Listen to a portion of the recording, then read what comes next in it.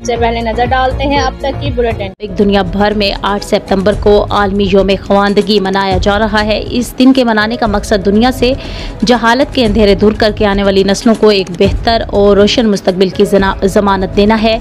चनियोट में ख्वानदगी के फ़रोग़ के आलमी दिन की मुनासबत से मुख्तलिफ प्रोग्रामों और सरगर्मियों के अलावा वॉक का इनेकाद किया गया, जिसकी क़ियादत deputy commissioner Farooq Rashid, CEO education Zafar Rehan ने की। इस मौका पर मीडिया से गुफ्तगू करते हुए डिप्टी कमिश्नर का कहना था कि मुल्क भर में लाखों बच्चे ऐसे हैं जो स्कूल नहीं जाते और तालीम जैसे बुनियादी हक से महरूम हैं। इस दिन के मनाने का मकसद इन्हें स्कूल लाना है। हमारे मुल्क के मुख्तलिफ इलाकों में भी कम शरह ख्वानदगी की एक बड़ी वजह तालीम और इसकी अहमियत के बारे में आगाही ना होना और नाकिस तालीमी निज़ाम भी है। मुंतखब नुमाइंदों को चाहिए कि शरह ख्वानदगी को बढ़ाने के लिए मुनासिब हिकमत अमली अपनाएं।